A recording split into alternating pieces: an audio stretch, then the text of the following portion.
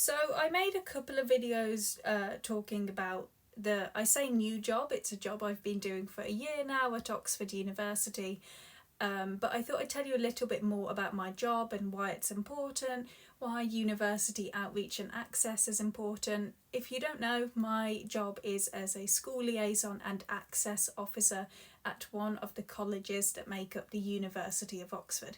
I work at a college called University College, and this college was the first college of either Oxford or Cambridge to have a role like this, first created in the year 2008, and its purpose is to help students from more disadvantaged backgrounds or underrepresented backgrounds know that they can apply to top universities such as Oxford University, but also Cambridge University as well.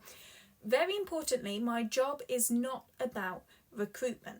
I am not a marketing person. I don't go and I try and tell people, yeah, come to Oxford, it's great. Because the reality is that Oxford isn't great for everyone. Not everyone enjoys Oxford. People find Oxford really tough. People do drop out at Oxford, at Cambridge, at other universities too. It's not for everyone. And if I just went into schools and if I just spoke to kids and I just said, yeah, Oxford's great, everyone loves it, and they applied to Oxford based off this marketing and recruitment tactics, and they don't enjoy Oxford and they have mental health problems or issues and they drop out, who does that benefit? It doesn't benefit me, it doesn't benefit them, it doesn't benefit Oxford University. So for me, the job isn't about recruitment and just telling everyone Oxford's great, you should go there. Especially as an ex-Cambridge student, I would not be the one to be like, yeah, Oxford's fantastic. So the purpose actually is to work with students from currently underrepresented backgrounds at Oxford and help them realise that Oxford is an attainable place for them. Oxford is a place that they could choose to go to. It is not some scary closed off thing. It's something that if they work hard and if they want to study there, then they can apply. They can have a solid chance at it, because there's so many young people out there who are super smart and things, and they do really well at school, they're interested in their subject, but they just don't consider Oxford at all to be a place for them. They don't think people like them go to Oxford. It's a totally unfamiliar thing to them, and for a lot of people it just does not even cross their minds at all. They don't even know about it, which sounds silly because it feels like everyone's heard of Oxford University, but at the same time people automatically or subconsciously just close that off as a route, as something they could do. So my job is to help these such people realise that Oxford is an option for them. They can apply if they want to, if it offers the course they want to study. Like I said, not about recruitment. If you're really interested in dentistry, then I'm not going to try and recruit you to Oxford for biomedical sciences because we don't offer dentistry or something like that. I'll say, great, go to another university for dentistry because we don't offer it. So that's a very important distinction for me. Not about bums on seats, not about recruitment. So my job is to help people from disadvantaged backgrounds realise that Oxford can be a place for them, and hopefully the people who feel like it fits them will apply, and hopefully access and outreach statistics will get better. If I am doing a good job and I'm helping people realise that Oxford is an attainable place, then what we should hope to see is the population of students at Oxford increase to represent the population of the UK. So for example, at Oxford right now, just about 70% of our students at Oxford University come from state schools, free schools that anyone can go to, provided by the state. A normal school, I guess we might say. Ideally, I would like this number to represent the wider population of the UK, which is 93%. So if I'm doing my job well and I'm helping more and more people realise that Oxford could be a place they could apply to, then we would hope to see the population of students at Oxford accurately reflect the population of the UK. That is the goal. Now, these aren't strict targets I have to hit. These are goals that we want to get there. But like I said, it's not about numbers, recruitment, anything like that. Like, there's no consequences if we don't meet them, but ideally that's what we'd like to do. Now, what sort of people, you might ask, are underrepresented at Oxford? Well, for example, black students are underrepresented at Oxford compared to the wider UK. State school students are underrepresented, as I just spoke about 70% state school educated versus 93% of the wider UK being state school educated. We are underrepresented in people from other ethnic backgrounds as well, such as the Roma, Gypsy and Traveller background. For any Americans watching this, Gypsy isn't a slur in the UK, it is a word that many different communities use to describe themselves. Poorer students are underrepresented at Oxford, so students from poorer backgrounds. This could include students who have experienced homelessness. This could also include students who have been in care. I think the statistic for students who have ever been in care and come to Oxford is crazy. I think like we've maybe had 5 in the last 5 years of students who've ever been in care who've ended up coming to Oxford. So that is really something we'd like to see increase in the future. And the group that are least likely to not just go to Oxford but to go to university full stop, the ultimate sort of target group I suppose, are actually service children, which isn't what you'd expect. A service child would be someone whose parent has been in the army, the navy or the RAF or something like that. Those are the group out of all the groups that are least likely to go to university.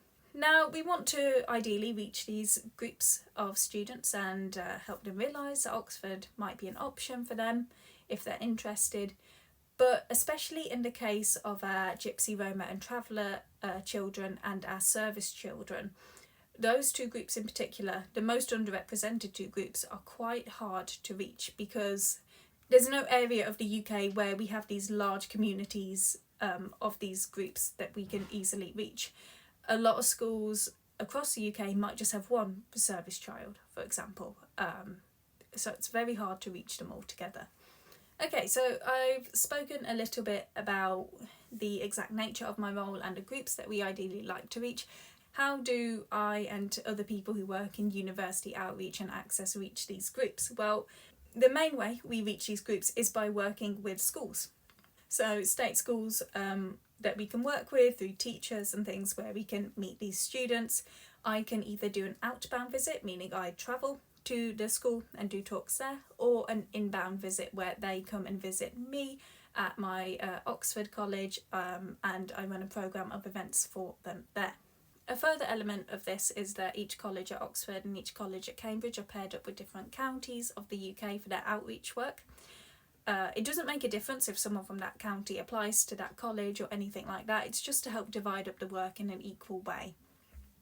So my college, University College, works with Staffordshire, the county where I'm from, so that's nice and convenient. Not where I was hired, but it's a very nice bonus.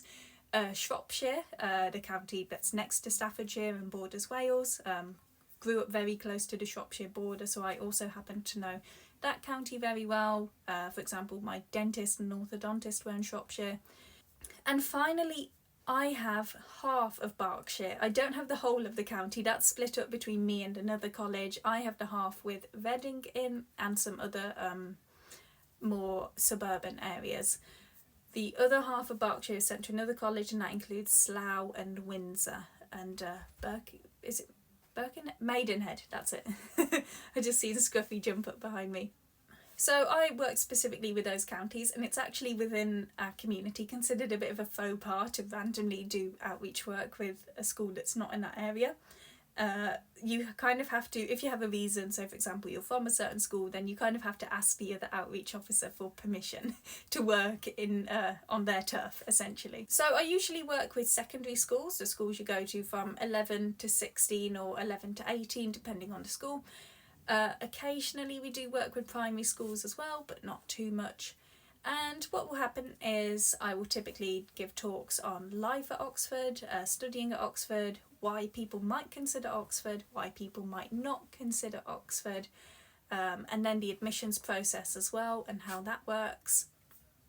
I might also do things like academic taster sessions, so I'll do an academic session to help them discover a little bit about what it might be like to learn at university. I do Q&As with our student helpers so they can meet a real Oxford student and chat to them about student life, find out about that. If they're visiting the college, I'll give them a tour of the college. They'll get lunch in our dining hall. And occasionally we might add in things like they get to see a bonus college. We'll work with our outreach counterpart there, give another tour of a college. They might visit the Oxford History Museum or the Oxford University Library as well. So different things like that, just to essentially give them a taste of Oxford life and help them discover what it's all about. So as I mentioned, the specific link areas I work in are Staffordshire, Shropshire, Reading and West Berkshire. I really like that my link area is Staffordshire, being the county where I'm from. I don't have a very strong accent, but it definitely increases when I do go back to Staffordshire. And I think it's nice to have that extra little personal touch when I speak to a school in Staffordshire and they hear my accent, they see that I know the local area, the local culture, and know that I, as someone from that area, went on to Cambridge, a top university, Cambridge, Oxford, whatever, and went on to enjoy it and have a good time and succeeded there.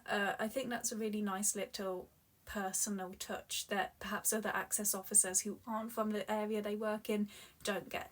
So it's nice. And the same with Shropshire as well. Okay, so I've spoken about my job, the sort of things that I do day to day, which is giving these talks, organising these events. The final thing I do as part of my job is I will run like the open days. So if you go to an Oxford open day or a Cambridge open day and you visit a college as part of that open day, it is me or my counterpart who has planned that day for our college and organised everything. It's a huge undertaking. I also do a little bit of support with admissions when it gets super busy in Oxford in November and December. I help with organising online interviews, managing the admissions database, uploading your written work. If you send in written work to my college at Oxford, I process that. And I might occasionally do a UCAS fair as well, which is a big university fair where prospective students can meet someone from every university and talk to them. I think personally they're not as useful for outreach, but I go to the one in Stoke. I'd say my job is about 60% in the office, and in the office I'll be organising these events and talks and activities, and I'll also be planning open days, helping with admissions support in the office. And about 40% of the time is actually doing these talks and outreach events and things like that. I much prefer the not in the office part, doing the talks and things. I always prefer to do an outbound visit where I visit a school because it's less organising for me. So yeah, that's my job in a nutshell. It's a really great job. I'm really enjoying it. Having ADHD, I won't lie, I have had some slip-ups with the organising side of things. That's definitely the part that's hardest for me to tackle. But I really enjoy it. I love getting to inspire the students, getting to see their faces go wow when they get to see the college and hear about Oxford and the opportunities it offers them. I really like that. I joke a little bit that I'm a bit like a teacher, in that I get to do the fun, inspiring bit, but I get to send the students home afterwards, so I don't have to do any of the marking or the hard bits.